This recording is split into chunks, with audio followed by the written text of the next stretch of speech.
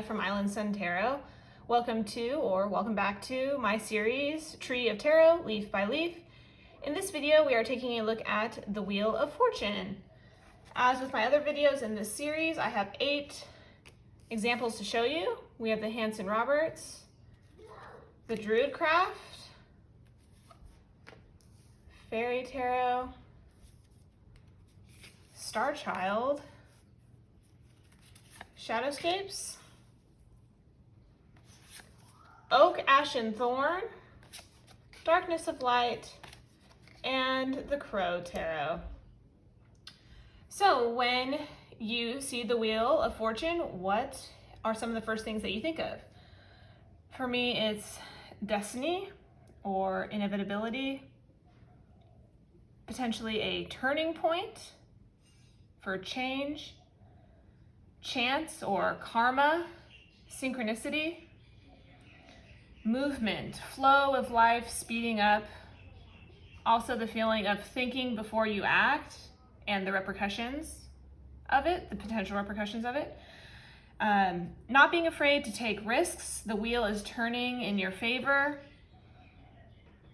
having a change in fortune, unexpected encounters and twists of fate, trusting in the process of life. There's going to be ups and downs, right?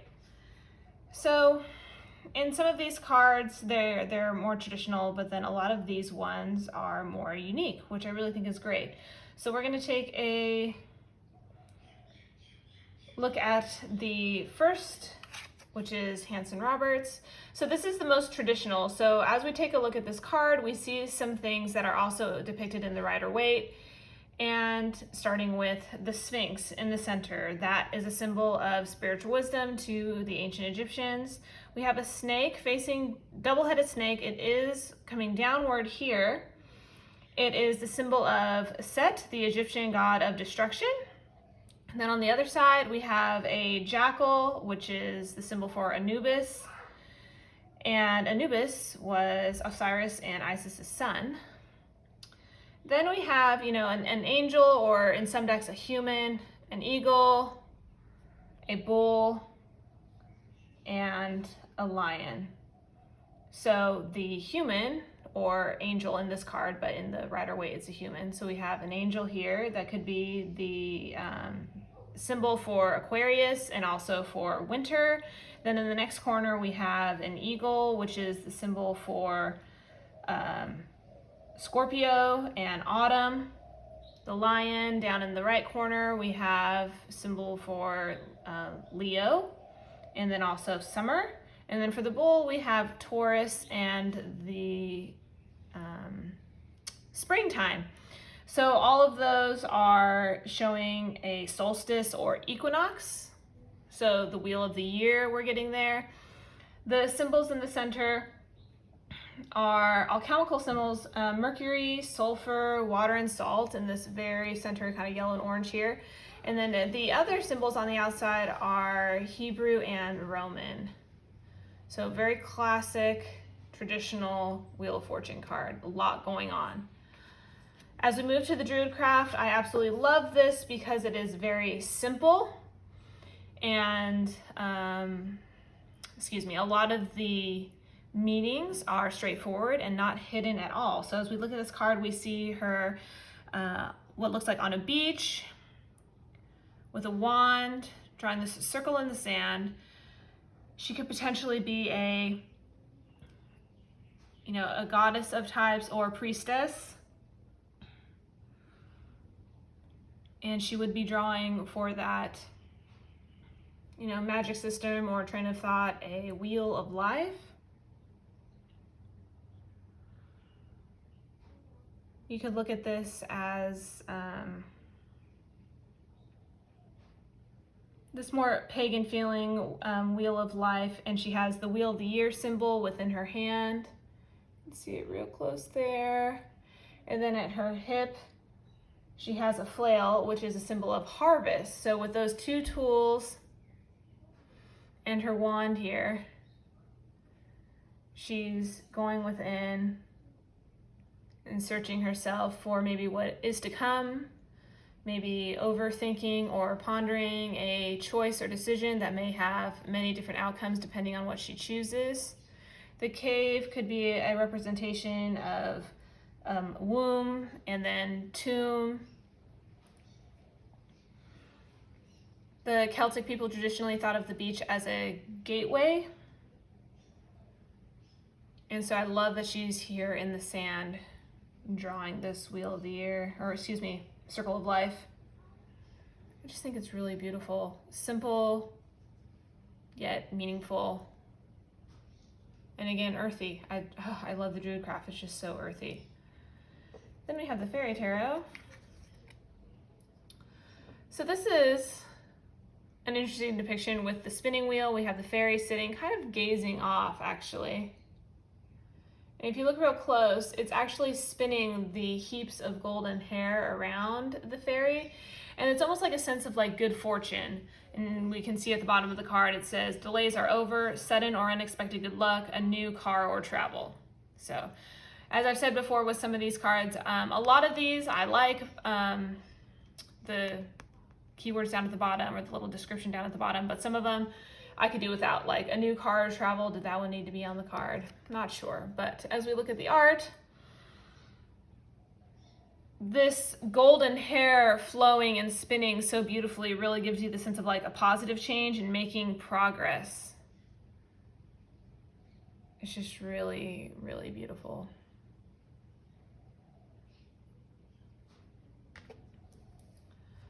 Next, we have the Starchild Tarot. So she kind of has this like far off gaze. She looks very deep in thought, completely engrossed. Maybe she's thinking about a heavy life lesson that she's either just been through and learned or grown from or had a negative time from, and she's trying to see the positive side in it, trying to find that perspective. I do love the gorgeous like faint geometric shapes kind of around her head, like she's really finding that transformational energy within herself. So maybe she's on a down and she's trying to wait for that wheel to spin back up. Really beautiful. Then next we have the Shadowscapes. Beautiful stained glass window with several little fae-like creatures. We kind of have these larger fae here, and then you can see on the side, I'm sorry, I'm trying to hold it as still as possible, these like little wisps almost. So pretty. I love the roses down at the bottom, blue. Really gorgeous. So this knotwork that is within the stained glass window that we see here in gold is continual. It's all one piece. It's a single golden thread. And we almost have these fairies sort of at these points helping the wheel turn through the year. You almost have that feeling of the seasons. We have some petals dropping. And with kind of like the cracks and weathered look to the stonework around this gorgeous window, it really makes you feel like it's been there to stand the test of time, and that these fairies are here seeing to it, taking care of it, monitoring it. I just think it's gorgeous, because you think of fae and these little nymphs, and they're kind of like elves. To me, it's like their lives are endless. 1,000 years to them is like nothing. So they're the guardians of this gorgeous wheel set in this stained glass, and this knotwork I think is so intricate and really gorgeous. Beautiful depiction. I absolutely love it. Next, we have the Oak Ashen Thorn. So this is interesting. We do have an owl with a mouse grasped in his talon. looking down, have the classic Hebrew and Roman lettering, tarot. Interesting with the snake here that we seen on the strength card. He looks quite pensive looking in. So maybe you really get that sense of like karma in this one, fate and destiny, and how destiny is inescapable and potentially a turning point. I do love the starkness of the night, the dark background, and how it's woven into the spider's web. A little bit of a Charlotte's Web vibe, I will admit, but it's very gorgeous. Then we have the darkness of light. So the first thing that stands out for this card is the fact that the woman working at the spinning wheel is blindfolded. And for me, this always gives the feeling of the Norns, the three women spinning the lives of everyone, and it's all woven together, snipping here, weaving threads together, continuing on with the cycle of life. And also, because she's blindfolded, it's like she's in control of this. She doesn't, I don't want to say doesn't care, but yeah, she has no say in what happens. And if these threads are going to weave or snap or combine together, she is just there because it's fate. It's out of her control. Really beautiful. And then we have the Crow Tarot. So here, just as when we looked at this original Hanson Roberts, we do have the bull, you know, for a Taurus, and then we have the human here for Aquarius, lion for Leo. We do have, instead of showing like an eagle, we just have a scorpion, straight up Scorpio. The snake down at the bottom. Like I had mentioned before, snake is a symbol of Set, the god of destruction in Egyptian history. And then if we look closely at the crows, we do have the three in the center pointed in. And I think it's that like inner power to move the wheel. They're concentrating, they're facing in, whereas the others around the outside pointing out, they have that escape. They can make the change.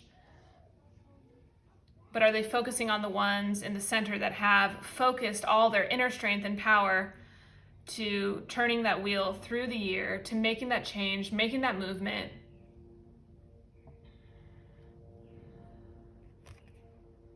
Lovely. I love this one. So there you have it, guys. Well, lovely, absolutely lovely examples of the Wheel of Fortune card. And I would love to see your favorite Wheel of Fortunes. If you want to list them in the comments below, what deck they come from, maybe why it's your favorite. Thank you so much for watching. I hope you guys enjoyed this. Bye.